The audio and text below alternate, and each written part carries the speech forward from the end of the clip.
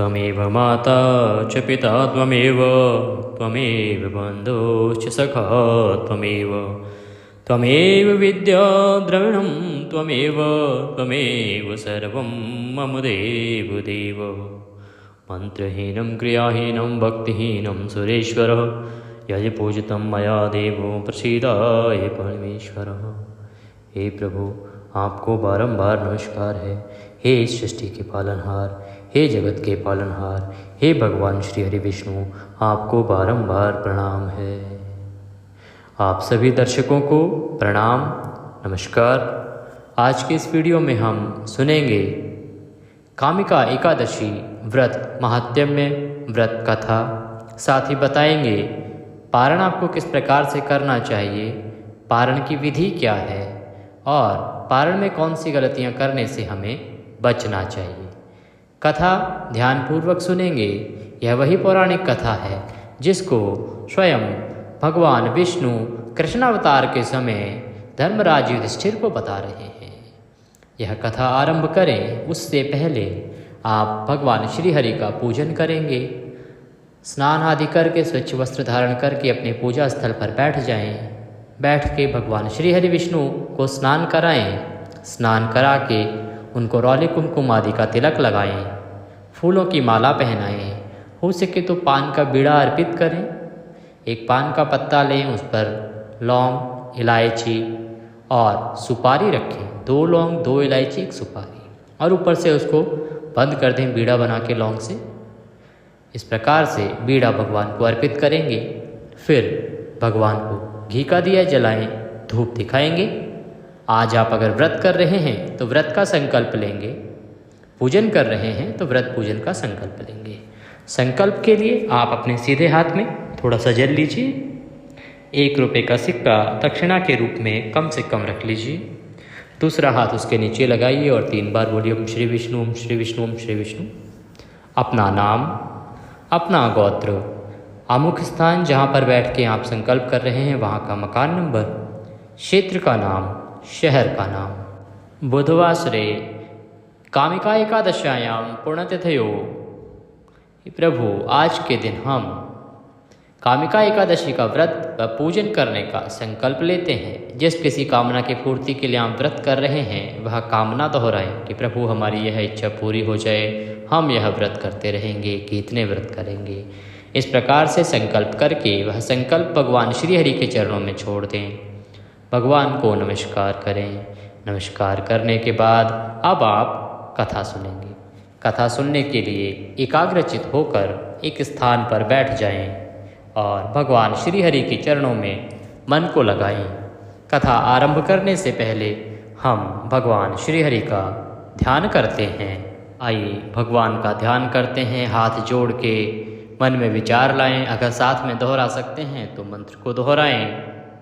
ओम शांताकारं भुजगशयनं पद्मनाभं सुरेशं विश्वधारं गगनसदृशं मेघवर्णं शुभांगं लक्ष्मीकान्तं कमलनयनं योगिर्विन्द्यर्नगम्यं वन्दे विष्णु भवभयहरं सर्वलोकैकनाथं। बोलिए विष्णु भगवान की जय। कामिका एकादशी की जय। अथ श्रवण मास कृष्ण पक्ष एकादशी व्रत कथा, कामिका एकादशी व्रत कथा। हम कामिका एकादशी की व्रत कथा आरंभ करते हैं, जो कि श्रवण मास के कृष्ण पक्ष की एकादशी होती है। इसका व्रत आप 31 जुलाई 2024 को कर रहे हैं। एकादशी का जो महात्म्य है ये आप सभी जानते हैं कि युधिष्ठिर और भगवान श्री कृष्ण के बीच का संवाद है जो प्रत्येक एकादशी का महात्म्य होता है। तो कुंती पुत्र धर्मराज युधिष्ठिर कहने लगे कि हे भगवान, हे प्रभु, हे कृष्ण, आषाढ़ शुक्ला देवशयनी एकादशी तथा चातुर्मास व्रत महात्म्य मैंने भली प्रकार से सुना। अब कृपा करके श्रावण कृष्णा एकादशी का क्या नाम है सो कहिए। श्री कृष्ण भगवान कहने लगे कि हे युधिष्ठिर, इस एकादशी की कथा को एक समय ब्रह्मा जी ने नारद जी से कहा था, वही मैं तुमसे कहता हूँ। नारद जी ने ब्रह्मा जी से पूछा था कि हे पितामह, श्रावण मास के कृष्ण पक्ष की एकादशी की कथा सुनने की मेरी इच्छा है। उसका क्या नाम है, क्या विधि है और उसका महात्म्य क्या है, सो कृपा करके कहिए। नारद जी के ये वचन सुनकर ब्रह्मा जी ने कहा कि हे नारद, लोगों के हित के लिए तुमने बहुत सुंदर प्रश्न किया है। श्रावण मास की कृष्ण पक्ष की एकादशी का नाम है कामिका, और कामिका एकादशी की जो कथा है उसके सुनने मात्र से वाजपेय यज्ञ का फल मिलता है। इस दिन शंख चक्र गदाधारी विष्णु भगवान का पूजन करना चाहिए, जिनका नाम श्रीधर हरि विष्णु माधव मधुसूदन है। उनकी पूजा करने से जो फल होता है सो सुनो, मैं तुम्हें बताता हूँ। जो फल गंगा, काशी, नैमिषारण्य और पुष्कर स्नान का नहीं होता, वह विष्णु भगवान के पूजन से मिल जाता है। जो फल सूर्य, चंद्र ग्रहण व कुरुक्षेत्र और काशी में स्नान करने से, समुद्र वन सहित पृथ्वी का दान करने से, सिंह राशि के बृहस्पति में, गोदावरी और गंडकी नदी में स्नान करने से भी प्राप्त नहीं होता, वह भगवान के पूजन से प्राप्त हो जाता है। जो मनुष्य श्रावण में भगवान का पूजन करते हैं, उनसे देवता, गंधर्व और सूर्य आदि सब पूजित हो जाते हैं। अतः पापों से डरने वाले मनुष्यों को कामिका एकादशी का व्रत और विष्णु भगवान का पूजन अवश्य ही करना चाहिए। पाप रूपी कीचड़ में फंसे हुए और संसार रूपी समुद्र में डूबे मनुष्यों को कामिका एकादशी का व्रत और विष्णु भगवान का पूजन अवश्यमेव करना चाहिए।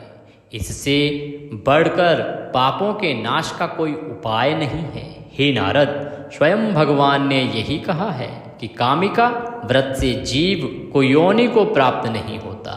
जो मनुष्य इस एकादशी को भक्ति पूर्वक तुलसी दल भगवान को अर्पण करते हैं, वे इस संसार में पापों से दूर रहते हैं।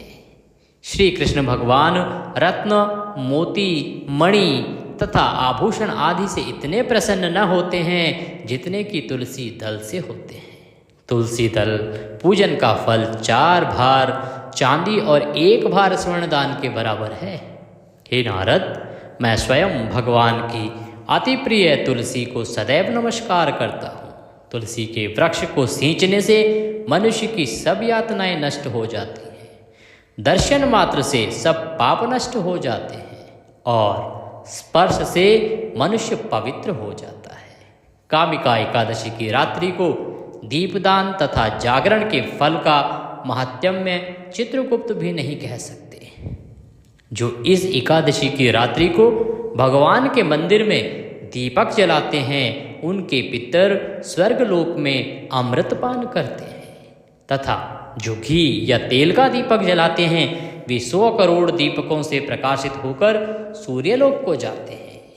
ब्रह्मा जी कहते हैं, हे नारद, ब्रह्म हत्या, भ्रूण हत्या आदि पापों को नष्ट करने वाली इस कामिका एकादशी का व्रत मनुष्य को यत्न के साथ करना चाहिए। अगर आपने कभी जाने अनजाने में किसी ब्राह्मण की भी हत्या कर दी हो, या भ्रूण अर्थात जो गर्भस्थ जो शिशु होता है उसकी अगर कभी आपने जाने अनजाने में हत्या कर दी हो, उसको मार दिया गया हो, तो इन इतने बड़े पापों से भी छुटकारा पाने का अगर कोई उपाय है तो वो कामिका एकादशी का एक व्रत है। इसका एक व्रत करने से आपको इन दोनों ही बड़े पापों से छुटकारा मिल जाता है। कामिका एकादशी व्रत के महात्म्य को श्रद्धा से पढ़ने या सुनने वाला मनुष्य सब पापों से छूटकर विष्णु लोक को जाता है।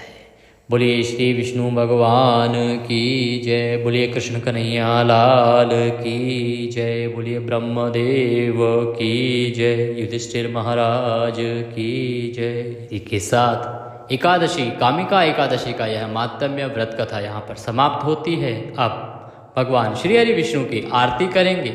आरती करके प्रभु को भोग लगाएंगे। भोग आज के दिन फल का लगेगा। भोग जब लगाएंगे तो उसमें तुलसी का पत्ता अवश्य रखें, तुलसी दल अवश्य रखें, तभी आपका भोग स्वीकार होता है। भोग लगाने के बाद भगवान को नमस्कार करें, 108 बार ओम नमः भगवते वासुदेवाय मंत्र का जप करें और उसके बाद अपना पूरा दिन भगवान के चरणों में मन को लगाते हुए व्यतीत करें। कुछ नियमों का पालन करें। नियमों से संबंधित हमने वीडियो दूसरा आपको पहले से ही प्रसारित किया है, आप वहाँ देख सकते हैं। अगर वीडियो का लिंक चाहते हैं तो आप कमेंट बॉक्स में लिख के पूछ सकते हैं, हम आपको वहाँ भी प्रदान कर देंगे। अब बात करते हैं पारण की। एकादशी व्रत का जो पारण है वो आप 1 अगस्त को करेंगे। पारण वाले दिन आपको सूर्योदय से पहले निश्चित रूप से उठ जाना चाहिए। उठ के स्नान आदि करके स्वच्छ वस्त्र धारण करके सूर्य को जल दें। सूर्य को जल दे के भगवान श्री हरि विष्णु को स्नान कराएंगे। स्नान करा के उन्हें रौले कुमकुम आदि का तिलक लगाएंगे। तिलक लगा के घी का दिया जलाएंगे, धूप दिखाएंगे, फूलों की माला पहनाएंगे, पुष्प अर्पित करेंगे। वस्त्र के रूप में एक मौली का टुकड़ा तोड़कर भगवान को अर्पित करेंगे। फिर भगवान को नमस्कार करेंगे। नमस्कार करने के बाद आप भगवान को भोग लगाएंगे। भोग में क्या बनाना है देखिए, एकादशी को चावल वर्जित है, वहीं द्वादशी को पारण वाले दिन भगवान श्री हरि विष्णु को चावल बहुत अधिक प्रिय है, इसीलिए आपको पीले चावल का भोग लगाना चाहिए। साथ में तुलसी दल अवश्य रखना चाहिए, या आप घी भूरे चावल का भोग भी लगा सकते हैं, फल से भी लगा सकते हैं। और कहीं यात्रा पर हैं तो आप एक तुलसी का पत्ता मुंह में रख के पानी पी के भी भगवान को स्मरण करके पारण कर सकते हैं। लेकिन आप जब घर पर पारण कर रहे हैं तो आपको भगवान को भोग लगा के किसी ब्राह्मण को भोजन कराना चाहिए, उन्हें दान दक्षिणा आदि दे के विदा करना चाहिए। अगर ब्राह्मण को भोजन नहीं करा सकते हैं तो आपको कुछ दान करना चाहिए। दान के लिए एक दूध का पैकेट लीजिए, अगर हो सके तो साथ में कुछ फ्रूट ले लीजिए, फल ले लीजिए, या आप कोई बिस्किट आदि का पैकेट लेके उस पे दक्षिणा रख के वह किसी मंदिर में दान दे दीजिए, या किसी ब्राह्मण को दान दे आइए। वह दान देने के बाद ही आप घर पे आके पारण करेंगे। और पारण के समय जो आप मंत्र बोलेंगे वो होगा ओम नमः भगवते वासुदेवाय, ओम नमः भगवते वासुदेवाय, ओम नमः भगवते वासुदेवाय, ओम नमः भगवते वासुदेवाय। 5 बार आप यह मंत्र जप करेंगे, हाथ जोड़ के भगवान को नमस्कार करेंगे और अपना व्रत खोलेंगे। अब बात आती है कि पारण का शुभ समय कब है।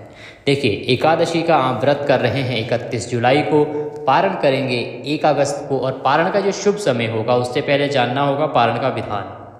पारण का जो नियम है वो ये है कि पारण हमेशा द्वादशी तिथि में किया जाना चाहिए, सूर्योदय के बाद किया जाना चाहिए, और द्वादशी तिथि के पहले 5 घंटे में पारण नहीं किया जाता है क्योंकि वो हरिवासर का समय होता है। इन 3 नियमों का आप ध्यान रखें और पारण कर लें। हो सके तो शुभ समय में करें, जो कि आपको बताया जाता है शुभ मुहूर्त। तो 1 अगस्त के लिए शुभ मुहूर्त रहेगा 5:36 से और 7:50 तक। इस समय में आप पारण कीजिए। भगवान श्री हरि निश्चित रूप से आपका कल्याण करेंगे, आपकी इच्छाएं अवश्य पूर्ण करेंगे। वीडियो अच्छा लगे तो उसे लाइक अवश्य करें। कमेंट बॉक्स में जय श्री हरि लिखना ना भूलें। आपने कथा श्रवण की है तो आप अपना जयकारा कमेंट बॉक्स में जय श्री हरि लिख के भी लगा सकते हैं। आपका एक कमेंट, आपका एक लाइक हमारे लिए बहुत महत्वपूर्ण होता है, क्योंकि हम आप तक सूचना पहुंचाने के लिए हम और हमारी पूरी टीम बहुत एफर्ट्स लगाती है, बहुत मेहनत करती है। और आपकी तरफ से सिर्फ एक लाइक और एक कमेंट अगर हमें मिल जाता है तो वो हमारे लिए बहुत ही महत्वपूर्ण हो जाता है। तो वहाँ पे एक लाइक, एक कमेंट अवश्य दें। और अभी के लिए इतना ही, अगले वीडियो में फिर होगी आपसे मुलाकात। तब तक के लिए जय श्री हरि।